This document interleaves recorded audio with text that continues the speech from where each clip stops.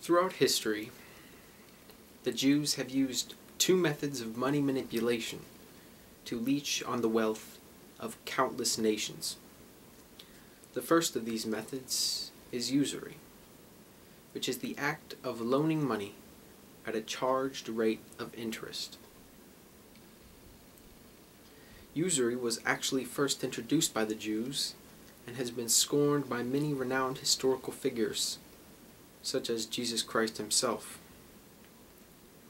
The second of these methods is much more difficult to carry out, but once established, is much more lucrative than usury. This method is the act of obtaining and retaining the ability or privilege to produce the publicly accepted currency of a group of people. It is this second method of money manipulation that is the root of the conspiracy that does in fact exist in these beautiful and prestigious United States of America. In the late 19th century, a group of businessmen came together and formed a movement with the objective of reclaiming and reestablishing the Jewish nation of Israel.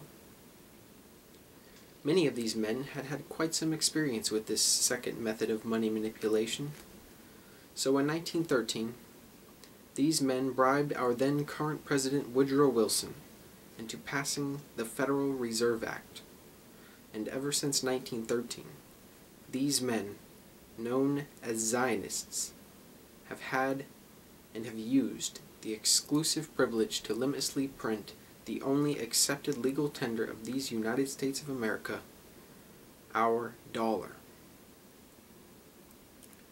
In the 99 years since, these men, using much of the money they printed, have bought and bribed relentlessly. Some of this buying and bribing has been to the purpose of accomplishing the original objective of this movement called Zionism, which, as previously stated, is to reclaim and reestablish the Jewish nation of Israel. But much of this buying and bribing has been to the purpose of simply retaining the privilege to print the dollar. Today, these men own and control nearly all television channels, as well as most movie production companies. These things, combined with the assistance of Zionist-hired psychologists, have plunged the vast majority of the American public into a state of distorted reality. In 2001, the hold on our television news was seen sufficient to make the American public believe almost anything. So on September 11th, these men orchestrated the false flag attacks on the World Trade Center in New York with the objective of having the American army march to the Middle East and reestablish the Zionist-owned central banks of Iraq and Afghanistan. These two countries were on a list of 7 which, at the time, were the only countries in the world without a Zionist-owned central bank. Today, the only countries that remain on this list are Cuba, North Korea, and Iran.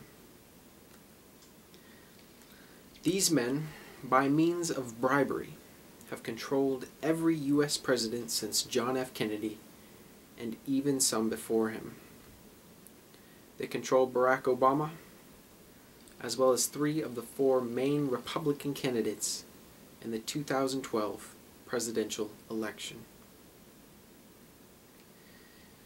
But in this world of endless corruption, there exists a beacon of good. One man has proven to be absolutely unbribable. One man has proven to be absolutely constitutional. One man has proven to be a thorn in the Zionist side for decades. As many of you have already guessed, this man is none other than 12th term Texas Congressman Dr. Ron Paul. For a few years now, I have watched Dr. Paul fight relentlessly for his much-deserved position as President of the United States of America. Over these few years, I have become deeply saddened for this man, mostly because he has not yet achieved his goal, but also because he had been forced to stain his flawless record of truth and consistency with lies which he was left no other choice but to tell. You see, Dr. Paul has quite a thorough understanding of this Zionist conspiracy which I have previously exposed. In fact, I am relatively certain that his understanding of it surpasses my own. So, the reason that Dr. Paul told these lies is that he cannot express his true beliefs about these Zionists. For if he was to come out publicly and expose these men for what they are and have done, he would simply be laughed at and be labeled as an anti-Semitic conspiracy theorist. So, for example, when Dr. Paul is asked why the World Trade Center was attacked, he has no other choice but to lie and say it was attacked because of our military presence overseas.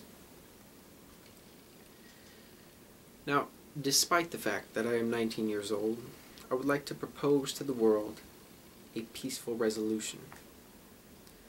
As you may not know, the objective of Zionism to reclaim and reestablish the Jewish nation of Israel has, by now, essentially been completed.